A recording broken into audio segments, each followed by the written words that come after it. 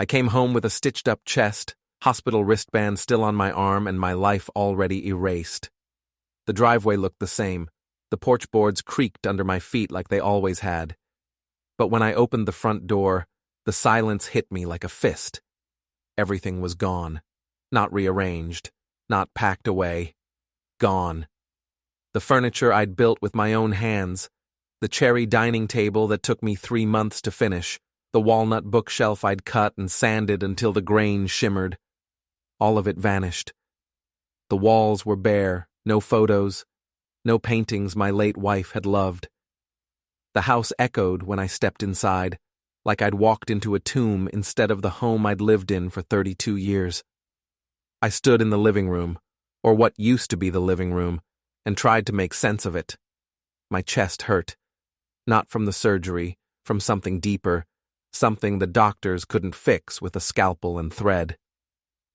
"Jason?" I called out. My son appeared in the kitchen doorway. He was wearing a polo shirt and khakis, looking like he'd just come from a business lunch. His face showed no surprise, no guilt, nothing except a kind of practiced patience, like I was a client he had to handle carefully. "Dad," he said, "you're back early. Where's everything? We can talk about that. How are you feeling? Do you need to sit down?" There was nowhere to sit. The house was empty. Where is everything? Jason sighed, the way people sigh when they're about to explain something obvious to someone slow. "We thought you weren't coming back, so we threw everything away." I stared at him. The words didn't connect at first. They hung in the air between us like smoke, and I kept waiting for them to clear, to reveal the real explanation underneath. "The doctors said you were stable," I said slowly. "I called you 3 times from the hospital. You knew I was coming home today." "Yeah, well." He shrugged. "We made some decisions. The house needed updating anyway. Most of that old furniture was junk." "Junk. Come on, Dad. You know what I mean. It was outdated. We're planning to renovate, bring the place into this century. You'll like it once we're done." My hands started shaking. Not from weakness. From the effort it took not to grab him by that stupid polo shirt and shake him until his teeth rattled. "My tools," I said. "The workshop." Something flickered across his face, just for a second. Then it was gone, replaced by that same empty patience. "We cleared that out too. You're not going to be doing any woodworking after major heart surgery, are you? Be realistic." I turned and walked out the back door without another word. The workshop stood at the edge of the property, a structure I'd built board by board 20 years ago. The door was unlocked. I pushed it open and stepped inside. Empty. The workbenches were gone. The table saw, the drill press, the lathe I'd saved 2 years to buy. All of it vanished. The pegboard where I'd hung my hand tools showed nothing but nail holes and dust shadows. Even the sawdust was gone. The floor swept clean like a stage after the performance ended. I stood in the center of the empty room and tried to remember how to breathe. 30 years of work. Every tool I'd ever owned, every piece I'd ever made, every scrap of wood I'd saved because the grain was too beautiful to waste. Erased. My phone was in my pocket. I pulled it out, surprised my hands were steady enough to dial. Samuel Drake. "Sam," I said. "It's Anthony." "Anthony, how'd the surgery go?" "Good, I'm home now. You were right about everything." A pause. Then, "Tell me." I told him. About the empty house. About Jason's explanation. About the workshop stripped bare like a carcass. When I finished, Sam was quiet for a long moment. "You recorded that conversation?"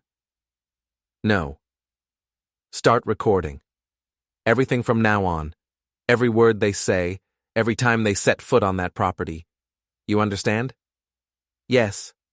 "Don't confront them again. Don't argue. Just document. Can you do that?" I looked around the empty workshop, at the space where my life used to be.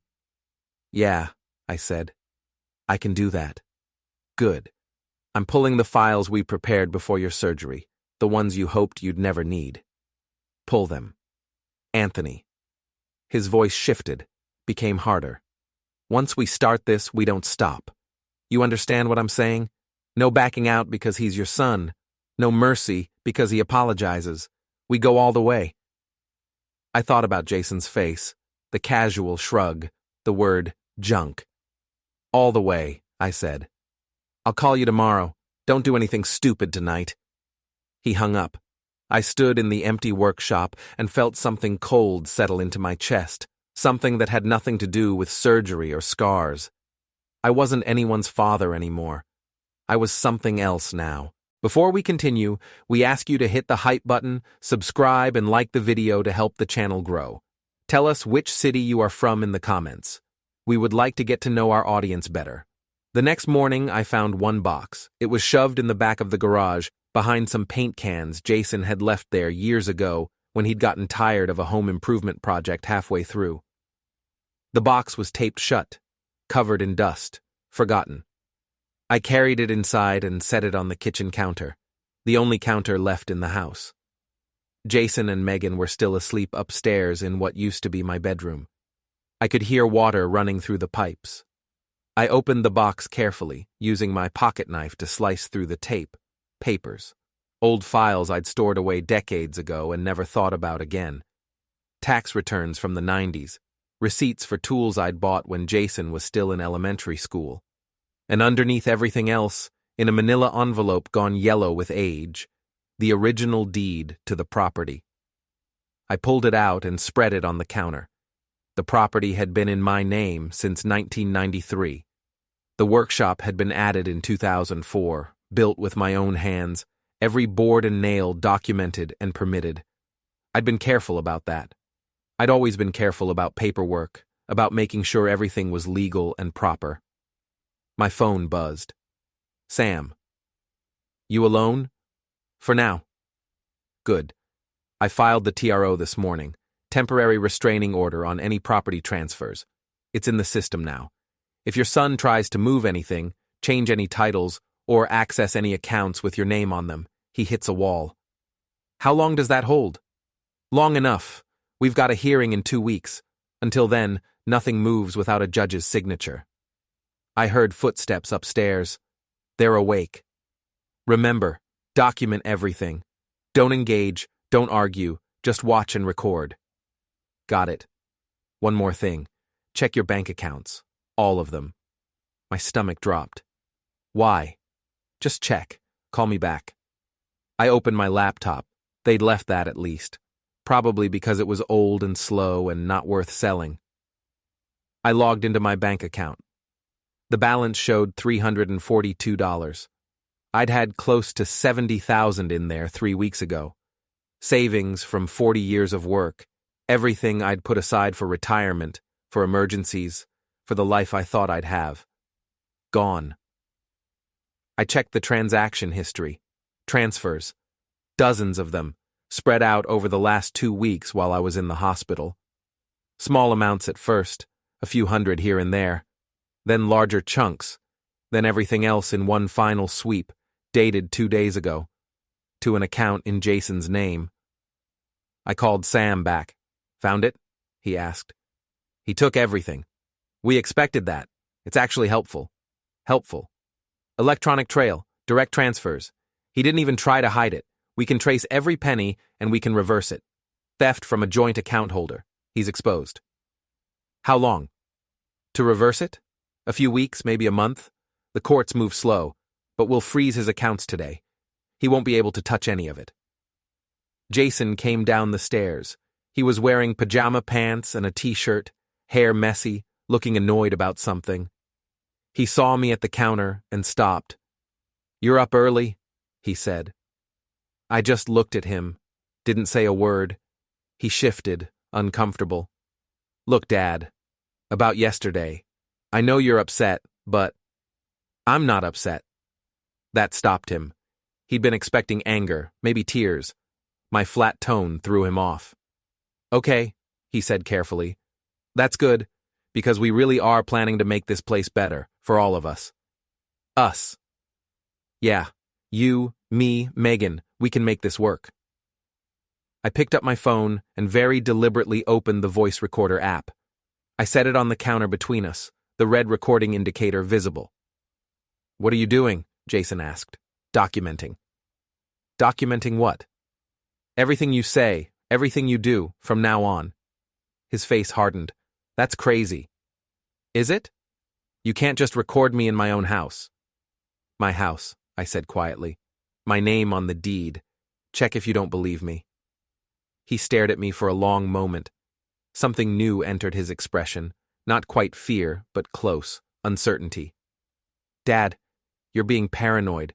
The surgery must have—" "The bank account," I said. "The $70,000. Where is it?" His mouth opened, closed. "I don't know what you're talking about." "You transferred it 2 days ago, while I was still in the ICU." "That's not— we needed—" He stopped, seemed to realize he was digging himself deeper. "I was managing your accounts while you were sick, that's all. Just making sure everything was secure. Secure in your name. Temporary. It's temporary." I picked up my phone and stopped the recording. "Good to know. Dad, I'm going for a walk. Don't touch anything in this house. Don't move anything. Don't change anything. Understand?" He didn't answer. I walked past him, out the front door, and didn't look back. Sam's office was downtown, on the 3rd floor of a building that had probably been modern in 1985. The elevator wheezed. The hallway smelled like old coffee and carpet cleaner, but Sam himself was sharp, sitting behind a desk covered in files and legal pads, looking at me over reading glasses. "You look terrible," he said. "Heart surgery." "Right. Sit down before you fall down." I sat. The chair was worn but comfortable. Sam pushed a folder across the desk. "Restraining orders filed. Judge signed it this morning. Your son can't transfer property, can't close accounts, can't sell assets. Everything's frozen." "What about the money he already took?" "We'll get it back. But that takes time.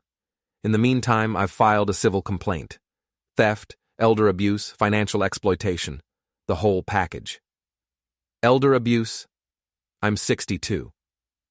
You just had heart surgery and came home to find your house stripped and your accounts emptied.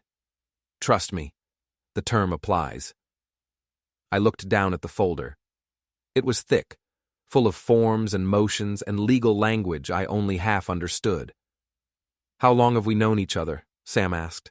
20 years? 25? 23. I drew up your will when Janet was still alive. I've handled your business contracts, your permits, your property disputes with that neighbor who thought your fence was 2 inches over the line." "I remember." "So you know I don't lie to you. And I'm not lying now when I say this. What your son did isn't just wrong, it's stupid. He left a trail a mile wide. He thought you were weak, thought you'd be too sick or too soft to fight back. He miscalculated." "What's the next step?" Sam leaned back in his chair. "We tighten the screws. We make it impossible for him to operate. He's got a business, right? Marketing director at some tech startup?" "Yeah." "We send notice to his employer. Professional courtesy. Let them know their director is currently subject to legal action involving financial theft and elder abuse. We don't accuse him of anything. We just inform them. Let them draw their own conclusions." "That'll hurt him." "That's the point. We also notify any business partners, anyone he's got contracts with, anyone who might have a financial interest in his reputation. Again, just information, public record, nothing illegal about it." I thought about Jason's face that morning, the uncertainty in his eyes. "Do it," I said. "There's more. I did some digging. Your son's been living beyond his means for years. Big house payment, car loans, credit cards maxed out. He's got a lifestyle that doesn't match his salary. He was counting on your money to bail him out." "How do you know that?" "I have friends who have friends. The picture's clear. He's one missed payment away from serious trouble. And we just made it impossible for him to make those payments." Sam smiled. It wasn't a nice smile. "We're not breaking any laws. We're just making sure everyone knows the truth. What they do with that information is up to them." I stood up. My chest ached, but it was manageable. "Keep me informed." daily. And Anthony, get cameras. Put them up around the house, around the workshop. Make sure they're visible. I want your son to know he's being watched. He'll hate that. Good. I drove home slowly, taking side streets, thinking about everything Sam had said. The afternoon sun was warm through the windshield. Portland looked the same as it always had, green and gray and damp even in summer. When I pulled into my driveway, Jason's car was gone. Megan's was still there, a white SUV with a bumper sticker that said "Live, Laugh, Love" in cursive script. I went to the hardware store instead of going inside. Cameras, motion sensors, door alarms. I bought everything I needed and paid cash. I didn't trust my credit cards anymore, didn't trust anything connected to accounts Jason might access. It took me 3 hours to install everything. My chest hurt by the time I finished, but I kept going, running wires and mounting brackets and testing angles. 4 cameras outside, 3 inside, 1 pointed at the workshop door, 1 at the front entrance, 1 in the kitchen. I synced everything to my phone and laptop. Now I could see every corner of my property from anywhere. By the time I finished, it was getting dark. I sat on the front porch steps and watched the recordings on my phone. Clear picture, good sound, everything working perfectly. Jason's car pulled in at 8:30. He got out, saw the cameras, and froze. I watched him from the porch. Didn't say anything. Just watched. He came over, trying to keep his expression neutral. What's all this? Security. Security from what? Theft. His jaw clenched. I'm your son. I know exactly who you are. He stared at me for a long moment, then turned and went inside. I heard him arguing with Megan upstairs. Her voice went shrill. His got louder. I couldn't make out the words through the walls, but I didn't need to. I sat on the porch until midnight, watching the recordings, making sure everything was captured and saved. Let them argue. Let them worry. This was just the beginning. The next morning, Jason tried to get into the workshop. I was in the kitchen, watching the camera feeds on my laptop, when I saw him walk across the yard. He had a toolbox in his hand, not one of mine, something cheap from a big box store, and he headed straight for the workshop door.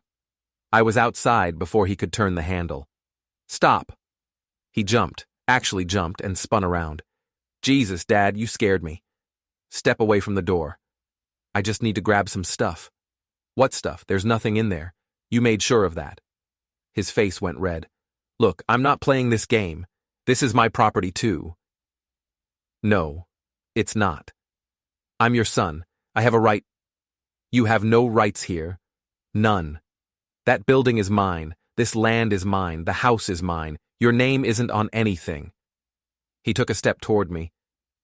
You can't keep me out of my own house. Watch me. He moved fast, shoved me with both hands hard enough that I stumbled back. My chest screamed in pain. I caught myself against the workshop wall, breathing hard. Jason seemed to realize what he'd just done. His eyes went wide.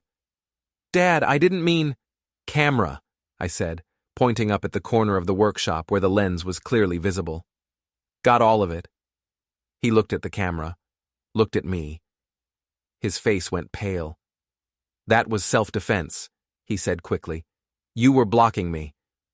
You assaulted a 62-year-old man recovering from heart surgery, on his own property, while attempting illegal entry, all on video.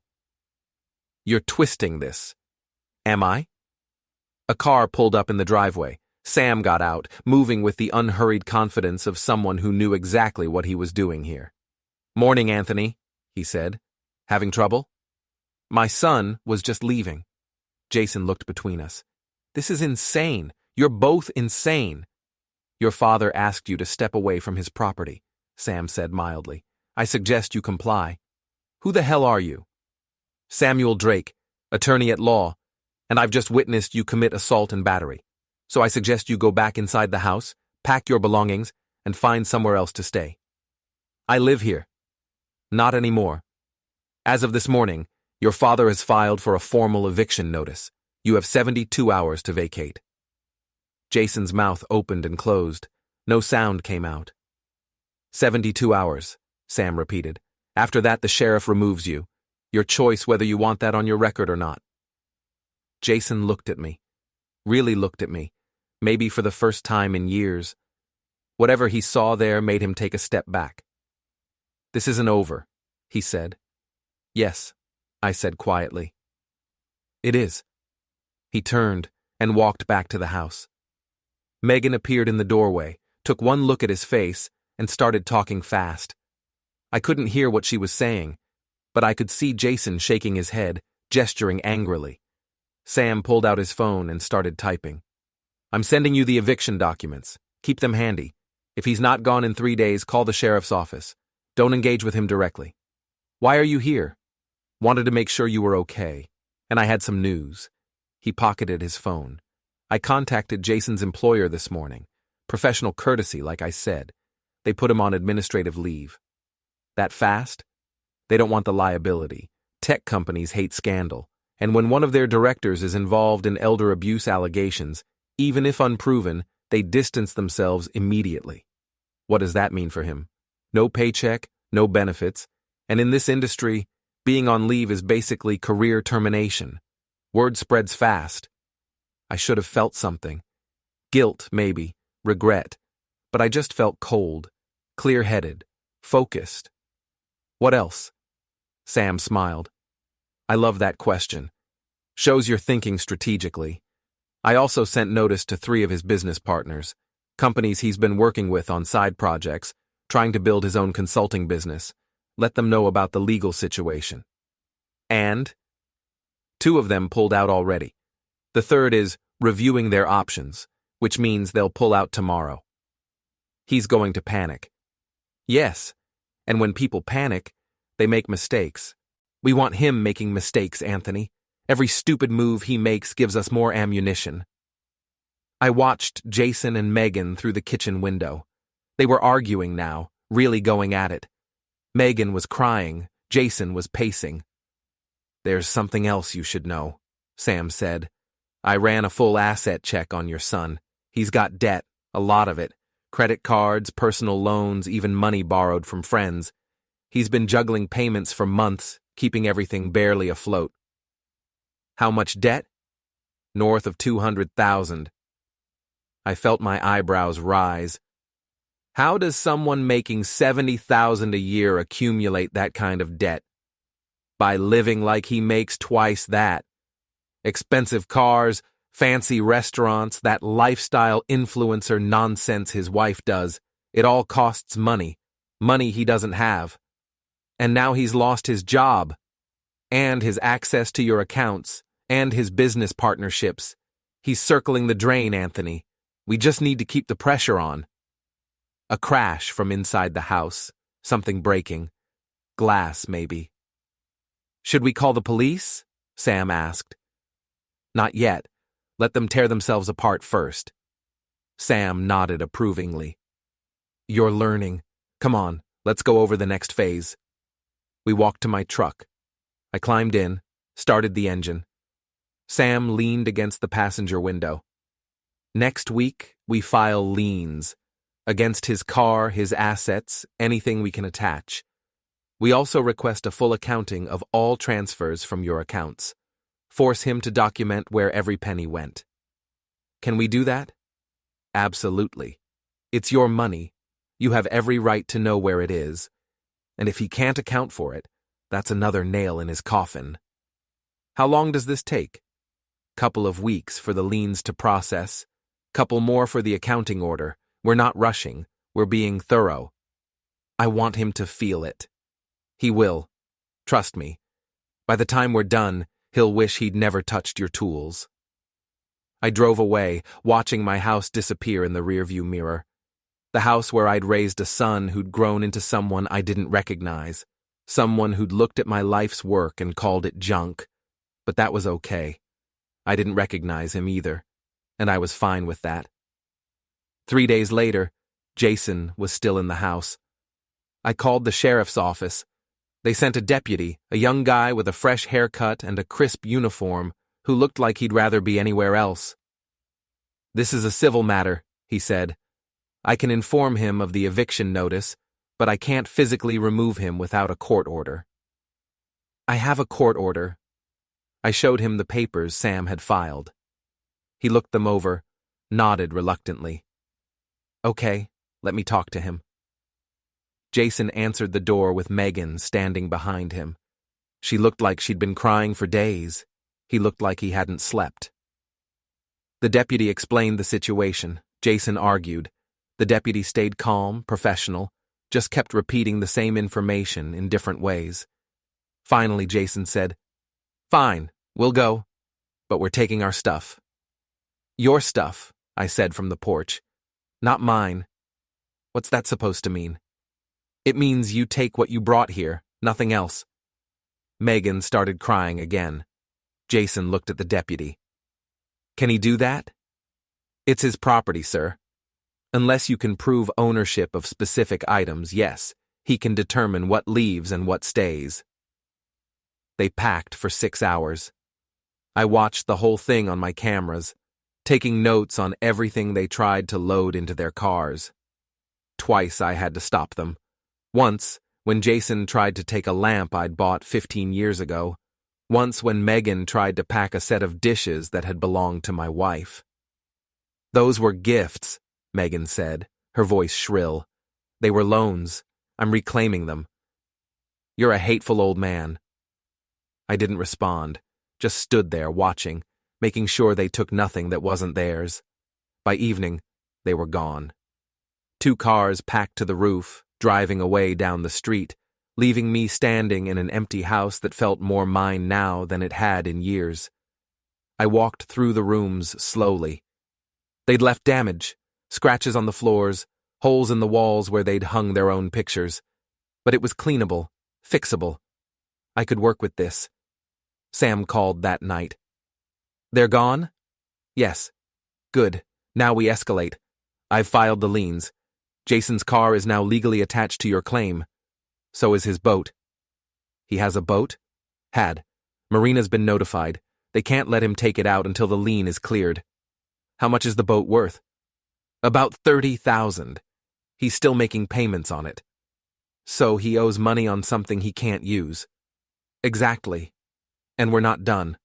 I've also contacted his bank, flagged the stolen funds. They're required to freeze all accounts pending investigation. How long will that take?" "Weeks. Maybe months. In the meantime, he can't access any of it." I stood in my empty living room, looking at the scratches on the floor. "He's going to break." "He's already breaking. Got a call from his lawyer today. Yes, he hired a lawyer, probably with money he doesn't have. They want to negotiate." "Negotiate what?" "Terms. They'll return some of the money in exchange for dropping the charges." "No." "That's what I told them. This isn't about money anymore, is it?" I thought about my workshop, the empty walls, the tools that had been extensions of my hands for 40 years, now vanished like they'd never existed. "No," I said. "It's not about money." "Good, because we're just getting started." Over the next week, things got worse for Jason. His lawyer called Sam 3 more times. Each time, Sam refused to negotiate. Each time, the offers got more desperate. I spent the week cleaning the house, patching holes, repainting walls, slowly reclaiming my space. And I spent time in the empty workshop, planning. Sam had suggested I buy new tools, rebuild what I'd lost, but that felt wrong somehow. Those tools had been mine for decades. They'd shaped hundreds of pieces, created furniture that people used in their homes, pieces that would outlast me. I couldn't just replace them, but I could make Jason understand what he'd taken. On the 8th day after the eviction, I found something. I was going through old files, documents I'd kept stored in the garage, when I found a folder I'd forgotten about. Inside was a storage unit receipt, recent, dated 2 weeks ago, right when I'd been in the hospital. Jason's signature on the form. I called Sam immediately. "You were right," I said. "He didn't throw everything away, he stored it." "Location?" "Facility on the east side, Unit 247. "He's still paying for it?" "Monthly auto pay from his account. which is now frozen. Sam laughed. Actually laughed. So he can't access it, can't pay for it, and in about 2 weeks it goes to auction for non-payment. Can we stop that? Better. We can buy it. Storage facilities auction off abandoned units to recover costs. We just need to make sure you're there with cash when it happens. And I get everything back. Every single piece. Legal, above board, completely legitimate. I sat down on the garage floor, the receipt still in my hand. He kept it all. Probably planned to sell it piece by piece. Tools like yours have value. Antique hand planes, quality saws, specialized equipment. He could have made thousands. But he didn't. Nope. He got greedy, tried to take too much too fast, and now he's lost everything, including the one thing that could have saved him. I looked at the receipt. Unit 247. My entire life's work, locked in a storage facility Jason could no longer access. When's the auction? I'll find out. Shouldn't be more than a couple weeks. These places move fast when payments stop. I'll be there. I know you will. And Anthony? This is the beginning of the end. Once you have your tools back, we move to the final phase. Which is? Total asset seizure. We take everything. His car, his boat, his business equity, everything. We don't leave him with anything except the knowledge that he did this to himself. I hung up and sat in the garage for a long time, holding that receipt like it was made of gold. He'd kept my tools, stored them away like treasures he could liquidate whenever he needed money. He'd underestimated me, thought I was too weak, too old, too sick to fight back. He was about to learn how wrong he was. The storage facility auction was scheduled for a Tuesday morning at 9. Sam picked me up at 8:30. He was carrying a briefcase and wearing what he called his courtroom suit, sharp, expensive, designed to intimidate. How much cash did you bring? He asked. 5,000. Should be plenty. These auctions don't usually go high.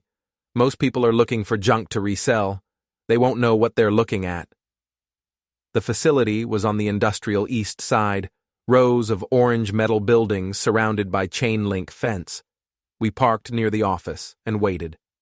Other bidders started arriving, treasure hunters mostly, people with pickup trucks and cargo vans, looking to make a quick buck on someone else's abandoned property. The facility manager came out at 9 sharp, carrying a clipboard and a pair of bolt cutters. Unit 247, he announced. Tenant defaulted on payment. Contents to be auctioned as is, sight unseen. Starting bid is $300. He cut the lock and rolled up the door. I saw my tools, all of them, stacked neatly, organized by type. Hand planes, chisels, saws, my table saw covered with a tarp, the drill press, boxes of hardware and fittings, everything I'd spent a lifetime collecting, packed away like warehouse inventory. Someone whistled low. That's quality stuff. The bidding started. 300, 400, 500. I raised my hand. 1,000. Silence. The other bidders looked at me, reassessing. 1,000 going once, the manager said. Someone in the back raised their hand. 1,200. 1,500, I said. The other bidder hesitated, then shook his head and walked away. 1,500 going once, going twice, sold. Sam handed me the cash. I paid the manager, signed the paperwork, and got the keys. You've got 24 hours to clear it out, the manager said. After that, there's a daily storage fee. Won't need 24 hours. I rented a truck. Sam helped me load everything. It took 3 hours, and by the end, my chest was aching and my arms felt like rubber, but I didn't care. My tools, all of them. Coming home. We drove back to my house and unloaded everything into the workshop. Each tool went back in its place. The pegboard filled with hand tools. The table saw in the center of the room. The drill press in the corner. By sunset, the workshop looked like it had 3 weeks ago. Like nothing had ever happened. Except, I knew better. I stood in the doorway, looking at everything, and felt something hard settle in my chest. Jason had thought he could erase me, thought he could take my life's work and turn it into cash. He'd failed. Sam came up beside me. How does it feel? Incomplete. That's because we're not done yet. What's next? He pulled out his phone and showed me a document. This. I filed it this morning. I read the title. Conditional ownership clause? Something I found in your old property records. You filed it 10 years ago, right after your wife passed. Remember? I did, vaguely. Janet had been worried about what would happen to the workshop if something happened to me. Sam had suggested filing a protective clause, designating the workshop as non-transferable legacy property. It meant the building and everything in it couldn't be sold or transferred without my explicit consent, even if I became incapacitated. That's still valid? Absolutely. And it means Jason never had any legal claim to this building or its contents. Everything he tried to do, the storage, the planned sale, all of it was illegal. So what does that get us? Leverage, complete, total leverage, because now we can prove he knowingly violated a filed property restriction. That's not just theft, Anthony, that's fraud. I looked at my tools, lined up on the pegboard like soldiers ready for battle. How much trouble is he in? Criminal charges kind of trouble, civil liability kind of trouble, the kind where he loses everything and spends the next 10 years trying to climb out of debt. And we're filing this now? This week, along with a full accounting demand. We're going to trace every dollar, every transaction, every account transfer, and we're going to claw back everything he took. How long? 2 months for the full process. But we can start seizing assets immediately. The liens I filed, they're active now. His car, his boat, his business equipment, all of it can be seized to satisfy your claim. I turned to Sam. Do it. All of it. You sure? Once we start seizing assets, there's no walking it back. He'll know you're not playing anymore. I stopped playing 3 weeks ago. Sam nodded and made a call. I didn't hear the details, just pieces, legal terms, account numbers, authorization codes. When he hung up, he looked satisfied. Sheriff's office will execute the seizure tomorrow morning. They'll take his car first, then the boat. Business equipment gets inventoried and tagged. Should be done by noon. Will he fight it? He can try, but he's got no legal standing. The liens are valid, the claims are documented, and he's got no money for a lawyer. He hired one before. On credit. That lawyer dropped him last week when the retainer bounced. I sat down on the workshop bench, the same bench where I'd spent thousands of hours shaping wood, teaching myself techniques, building things that would last. He really thought he could win, I said. He thought you were weak, thought age and illness made you vulnerable. Sam sat down beside me. He's learning different now. We sat there for a while, not talking, just looking at the tools. Finally, Sam said, "You know this ends badly for him, right? I want to make sure you're prepared for that." How badly? Bankruptcy, probably divorce. His wife's already talking to her own lawyer. Ruined credit, no job prospects. He'll be starting over from zero, except he'll be starting from less than zero because of the debt. I know. And you're okay with that? I thought about coming home with stitches in my chest, finding my house empty, hearing my son say, "We threw everything away." "Yeah," I said. "I'm okay with that." Sam stood up. "Then let's finish this." The sheriff came at 8 a.m. I watched from the front porch as 2 deputies pulled into Jason's driveway. He'd been staying at a rental house across town, some small place he could barely afford. One deputy had a tow truck following behind. Jason came out in his bathrobe, shouting. I couldn't hear the words from here, but I could see the gestures. Angry. Desperate. The deputies showed him paperwork. Jason shook his head, tried to block the tow truck driver. One deputy stepped between them, said something firm. 10 minutes later, Jason's car was on the flatbed heading away. Sam called. They got the car. I saw. Boat's next.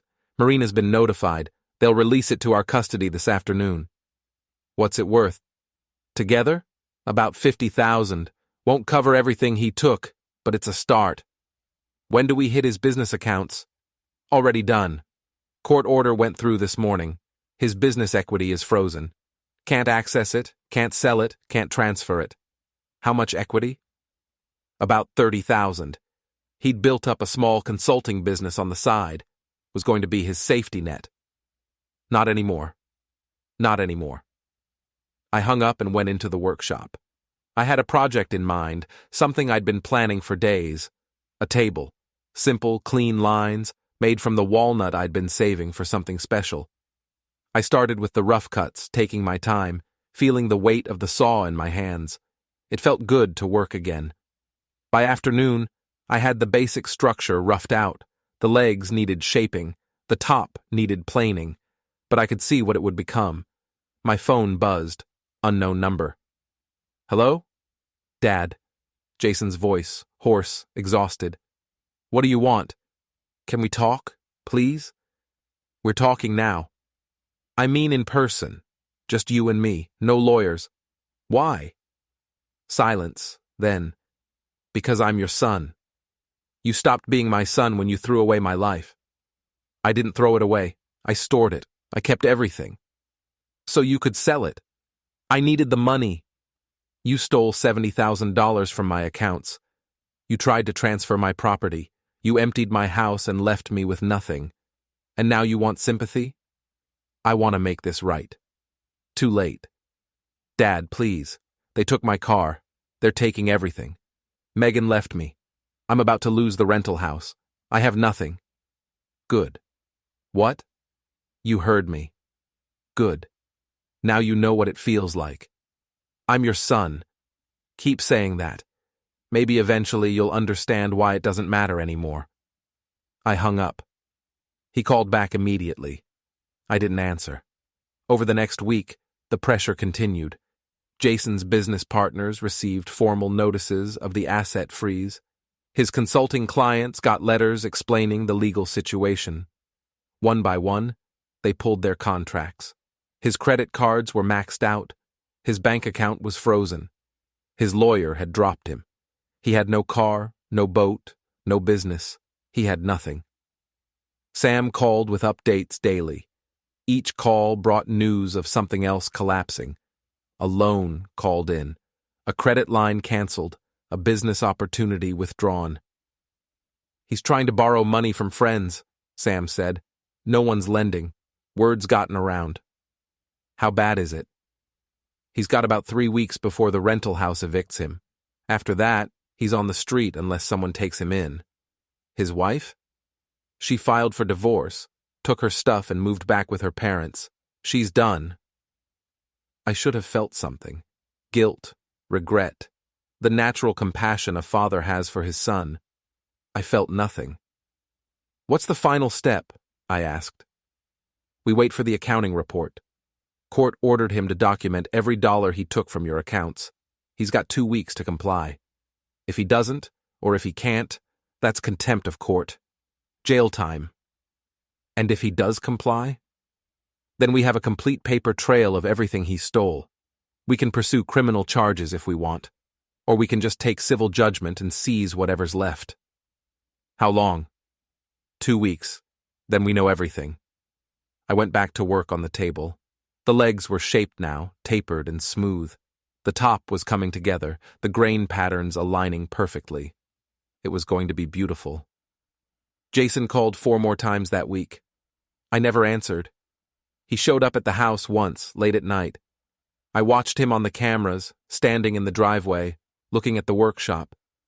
He didn't try to come closer, just stood there for 20 minutes, then drove away in a borrowed car. The next morning, I found a letter shoved under the front door. I read it standing in the kitchen, coffee growing cold beside me. It was 4 pages, single-spaced, handwritten. He apologized, said he'd been wrong, said he'd been desperate and stupid and cruel, said he loved me, said he wanted to fix things, wanted to make things right, wanted another chance. I read it twice, then dropped it in the trash. Words were easy, actions mattered. And his actions had shown me exactly who he was. The accounting report came back incomplete. Jason had documented some of the transfers, maybe half. But large chunks were missing. Transactions he couldn't explain, money that had vanished into accounts he claimed he didn't remember opening. Sam called it willful deception. The judge called it contempt of court. "He's got two choices," Sam said. "Produce the complete accounting in 72 hours or face criminal charges." Can he do it? Doubtful. Either he doesn't have the records or he's hiding them. Either way, he's screwed. What happens if he can't produce them? Bench warrant, contempt of court. He'll be arrested. How long would he serve? Could be months. Could be longer if they find evidence of criminal fraud. I sat at my workbench, running my hand over the smooth surface of the table I'd been building. It was almost done. Just needed finishing oil and some final sanding. "Let it play out," I said. "You sure? We could accept a partial accounting, negotiate a settlement." "No settlements, no negotiations." He made his choice. "Okay, I'll inform the court." The 72 hours passed. No revised accounting, no explanation, nothing. The warrant was issued on a Friday morning. Jason was arrested that afternoon at the rental house. Sam got the call from the sheriff's office. Apparently, Jason had tried to run, made it about 3 blocks before a deputy caught up with him. "He's in county holding," Sam said. "Bail hearing on Monday." Can he make bail? He'd need $10,000. He doesn't have $10. So he sits. Until trial, yeah, could be weeks. I finished the table that weekend, rubbed tung oil into the wood until it glowed, set it in the center of the workshop where the light would hit it just right. It was perfect, simple, clean, honest, everything my son wasn't. Monday's bail hearing was brief. Jason's public defender, he couldn't afford his own lawyer anymore, argued for release on recognizance. The prosecutor cited flight risk. The judge sided with the prosecutor. Bail was set at $50,000. Jason went back to holding. "How long can they keep him?" I asked Sam. "Until trial. Could be 2 months. Could be 6. "And the civil case?" "Proceeds independently. We've got enough documentation to seize his remaining assets. About $40,000 in business equity and equipment. Judge should sign off this week." "Do it." The seizure was executed on Wednesday. Sheriff's deputies went to the storage unit where Jason had been keeping his business equipment, computers, office furniture, marketing materials. Everything was inventoried and tagged. Total value, $42,000. Combined with the car and boat, we'd recovered nearly $90,000.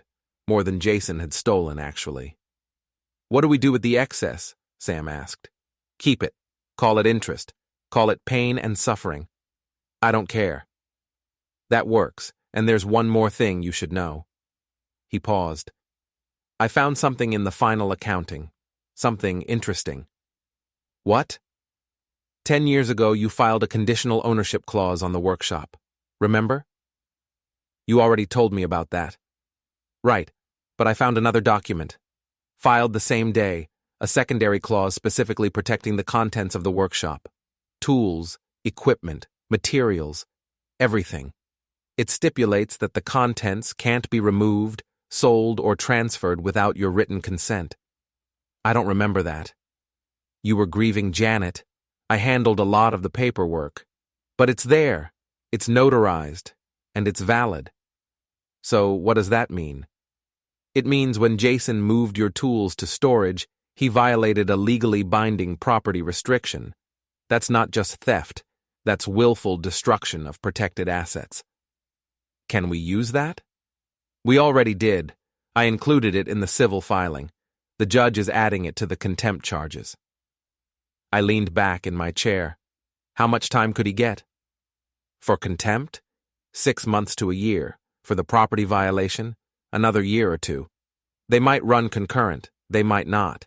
Depends on the judge. So he could be in prison for 2 years. Minimum. And when he gets out, he'll have a record. Felony conviction. Fraud. Theft. Good luck finding decent work after that. I should have felt satisfaction. Victory. Something. I just felt tired. Is it enough? I asked. Is what enough? All of this. The seizures, the arrests, the ruined life. Is it enough to balance what he took? Sam was quiet for a moment. Then he said, "That's not for me to answer. Only you know what's enough." I looked around the workshop. My tools were back. My house was mine again. My money was recovered, plus interest. But the empty space where a son used to be, that was still empty. "One more thing," I said. "I want to see him." "Bad idea. I need to." "Why?" "Because I need him to understand." Sam sighed. "I'll arrange it. But Anthony, don't expect closure. Don't expect apologies. Don't expect anything except more disappointment." "I'm not expecting anything. I just need to say something." "Okay, I'll set it up." The visitation was scheduled for Friday afternoon. County jail, behind glass, phones on both sides. Jason looked terrible. Orange jumpsuit, unshaven, eyes hollow. He picked up the phone when he saw me. I picked up mine. "Dad." "Jason, I'm sorry for everything. I know that doesn't fix anything, but..." "Stop." He stopped. "I didn't come here for apologies," I said. "I came here so you'd understand something." "What?" "You thought I was weak, thought age made me helpless, thought surgery made me vulnerable. I didn't..." "Let me finish." My voice was flat, hard. "You looked at my life's work and called it junk. You emptied my house while I was fighting to stay alive. You took everything I'd built and tried to turn it into cash, and then you expected me to forgive you because you're my son. I made a mistake. No, a mistake is forgetting to lock the door. A mistake is breaking a dish. What you did was calculated, planned, deliberate. You waited until I was at my weakest, and then you struck. I needed the money. You needed a lot of things: money, maturity, a conscience. You got none of them, and now you're paying the price. You did this to me." "No, I just stopped protecting you from yourself." He stared at me through the glass. "I'm your son. Keep saying that. Maybe eventually you'll realize why it stopped mattering." I hung up the phone and walked away. Behind me, I heard him shouting. Didn't hear the words, didn't care. I drove home, the autumn sun warm through the windshield. Portland looked beautiful. The trees were turning, gold and red and orange. I had work to do, another project, another piece of wood that needed shaping. That night I stood in my workshop, surrounded by my tools, and felt something I hadn't felt in months. Peace. The trial was scheduled for December. Sam kept me updated on the legal proceedings. Jason's public defender was trying to negotiate a plea deal. The prosecutor wasn't interested. They had documentation, video evidence, a clear pattern of theft and fraud. "They're offering 2 years if he pleads guilty," Sam said. 4 to 6 if it goes to trial. "What's he going to do?" "His lawyer's recommending the plea, but Jason's being stubborn. He thinks he can win. He thinks you'll drop the charges, thinks eventually you'll forgive him." "Will you?" I was in the workshop, working on a new piece, a chair this time, oak, with hand-carved details on the arms. "No," I said. "I won't." "Good. Because the prosecutor wants you to testify." "When?" "Trial starts December 4th. You'd be on the stand probably the second day." "I'll be there." November passed slowly. I worked in the workshop most days, building and shaping and sanding. The house was starting to fill up again, not with the furniture Jason had taken, but with new pieces I was making. Better pieces, stronger. The chair was coming along. The carved details were intricate, challenging, exactly what I needed. Sam visited twice a week, updating me on the case. Jason had rejected the plea deal, was going to trial. His lawyer thought they could argue diminished capacity, claim Jason had been under financial stress, paint him as a victim of circumstances. "It won't work," Sam said. "The evidence is too clear." "What if it does work?" "Then he gets a lighter sentence. But he's not walking free, Anthony. That's not happening. Good. Megan called me once. I almost didn't answer, but curiosity got the better of me. Mr. Spencer. Her voice was small, scared. What do you want? I just wanted to say I'm sorry. For everything. I know that doesn't help, but... You're right, it doesn't help. I didn't know what Jason was planning, I swear. He told me you'd agreed to let us renovate. I thought... You thought wrong. I know, I'm sorry. I hung up. The past was done. No amount of apologies would change it. December came cold and gray. The trial started on a Monday. I sat in the courtroom gallery watching Jason at the defense table. He looked smaller somehow, diminished. The prosecutor laid out the case methodically, showed bank records, video footage, documented every transfer, every violation, every lie. Jason's lawyer tried to create doubt, suggested the transfers were legitimate, claimed the tools were joint property, painted Anthony as a vindictive father trying to punish his son for moving on with life. The jury didn't buy it. I testified on day 3. The prosecutor asked simple questions. I gave simple answers. Did you give your son permission to empty your house? No. Did you give him permission to transfer funds from your accounts? No. Did you give him permission to remove your tools from the workshop? No. No further questions. Jason's lawyer tried to shake me on cross-examination, asked about my relationship with my son, whether I'd been a good father, whether I'd supported his dreams. I gave him everything, I said, including the chance to become someone better than he chose to be. The lawyer tried a few more angles, then gave up.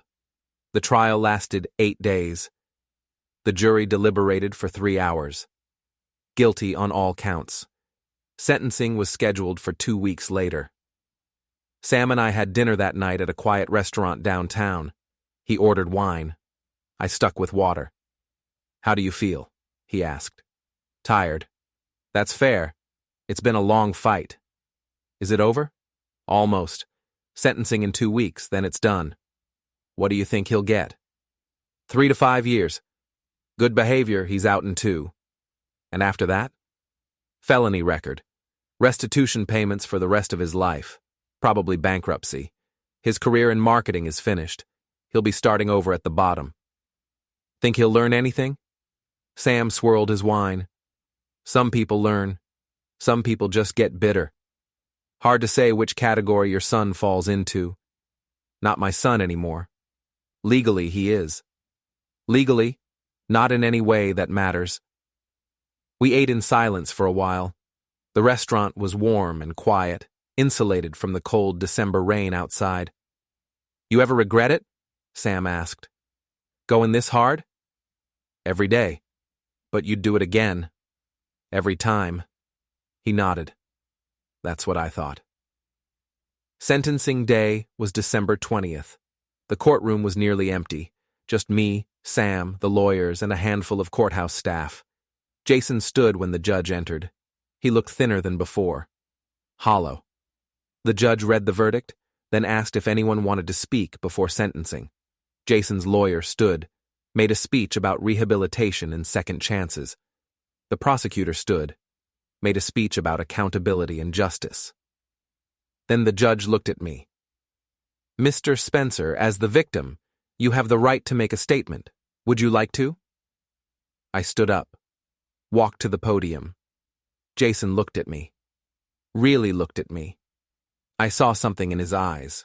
Hope, maybe. The irrational belief that I'd ask for mercy. Your Honor, I said. I have nothing to say. The evidence speaks for itself. I sat down. The judge nodded and delivered the sentence. 4 years in state prison, 2 years probation after release, full restitution of all funds plus interest and court costs. Jason's shoulders sagged. His lawyer patted his arm. Guards moved forward to take him away. As they led him past me, Jason stopped. Dad, he said quietly, I really am sorry. I looked at him. This person who carried my name but not my values. who'd been given every chance and squandered them all. "I know," I said. "They took him away." Sam and I walked out together. The rain had stopped. The sky was clearing, showing patches of blue between the clouds. "It's done," Sam said. "Yeah. How does it feel?" I thought about that. About the empty house that was mine again. About the workshop full of tools. About the peace I felt when I worked with wood, shaping something beautiful out of raw material. "It feels right," I said. "Good." He shook my hand. "Call me if you need anything." "I will." I drove home slowly through the winter afternoon. Portland looked different somehow, cleaner, clearer. When I got home, I went straight to the workshop. The chair I'd been building was done, sitting in the afternoon light. I'd finished it last week but hadn't moved it yet. I picked it up, carried it into the house, set it in the living room. It looked good there, right. I had more projects planned, a table, a bookshelf, a cabinet. I had time now, time and space and the quiet certainty that came from knowing I'd protected what mattered. My phone rang. Unknown number. I almost didn't answer, but something made me pick up. "Mr. Spencer, this is Diane Paulson from Northwest Woodworking. I'm calling about your work. We saw the photos you posted online. That walnut table? It's gorgeous. We were wondering if you'd be interested in consigning some pieces in our gallery." "I might be." "Wonderful. When could you come by to discuss terms?" "How about tomorrow?" "Perfect. See you then." I hung up and looked around my house. Empty walls waiting for furniture. Empty rooms waiting to be filled. I went back to the workshop and picked out a piece of cherry I'd been saving. Started measuring. Started planning. Jason went to prison on January 3rd. I didn't watch him go. Didn't attend the transfer. Just got a notification from Sam that it was done. I spent that day in the workshop, building. The gallery show opened in February. They sold 3 pieces in the first week. By March, I had a waiting list of clients wanting custom work. The money was good. Better than I'd expected. But that wasn't why I did it. I did it because creating something real, something solid and beautiful and lasting, that was what mattered. That was what Jason had never understood. You couldn't steal meaning. Couldn't take someone's life's work and turn it into cash without losing something essential in the translation. He'd learned that now. Or maybe he hadn't. I didn't know. Didn't care. Spring came early that year. By April, Portland was blooming. Cherry blossoms, magnolias, everything coming back to life. I was in the workshop one afternoon, finishing a bookshelf for a client, when my phone rang. The number was from the state prison. I stared at it for a long moment, then declined the call. He tried twice more that week. I declined both times. The 4th time I answered. "What?" "Dad." His voice was rough, tired. "Thanks for picking up. I haven't decided if I'm going to hang up yet." "I know. I just wanted to tell you something. Make it fast. I've been thinking a lot about what I did, why I did it. I don't care. I know, but I need to say it anyway. I was wrong. Not just about stealing from you, about everything, about thinking your work was worthless, about treating you like an obstacle instead of a person. You done? Almost. I know you're never going to forgive me. I'm not asking you to. I just wanted you to know that I finally understand what I took. It wasn't just tools or money. It was your dignity, your identity, and I can't give that back." I was quiet for a moment. "No, you can't." "I'm sorry. I believe you. Doesn't change anything." "I know. Don't call again, Jason." "Dad, wait." I hung up, set the phone down, and went back to work. The bookshelf needed final sanding. The grain pattern was complex, requiring attention and care. I lost myself in the work, feeling the wood under my hands, shaping it into something clean and true. By evening, it was done. I stepped back and looked at it in the fading light. Perfect.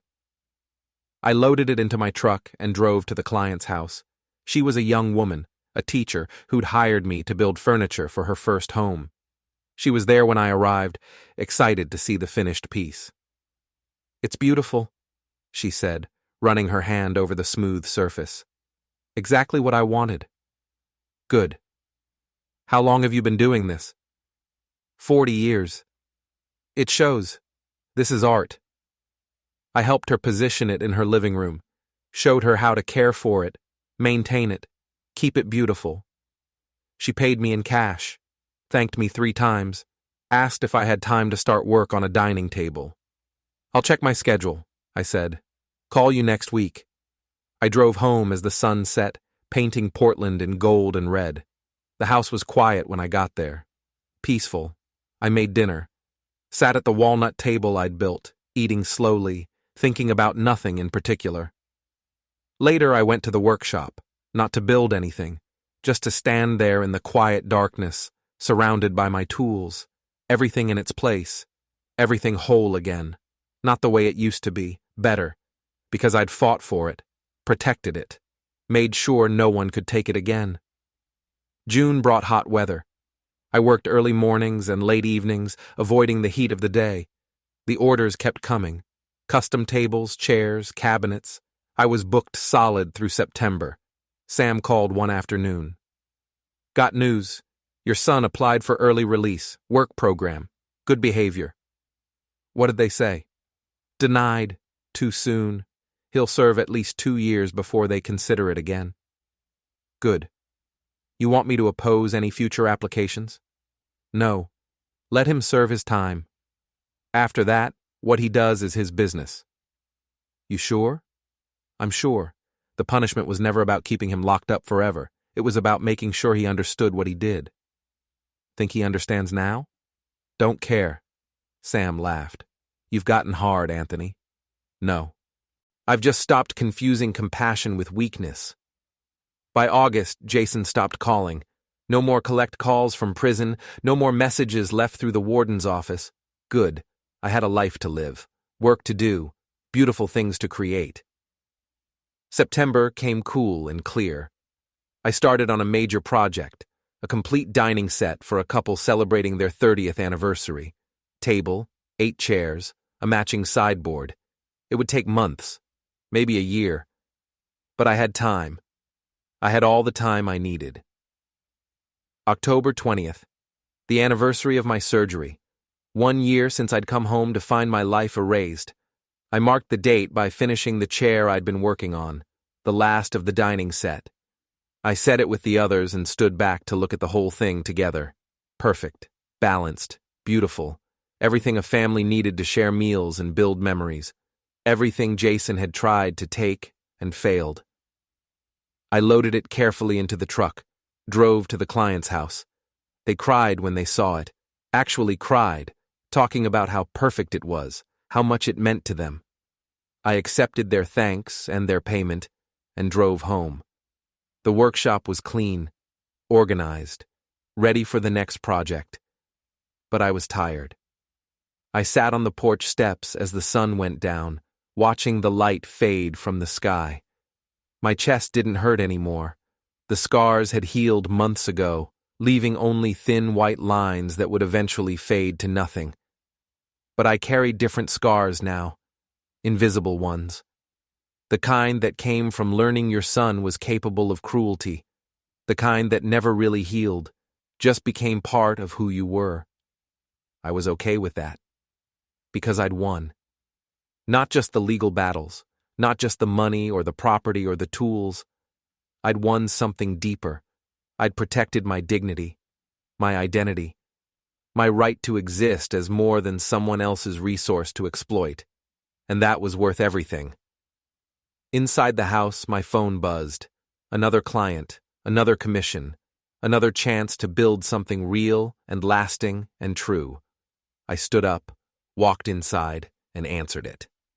"This is Anthony Spencer.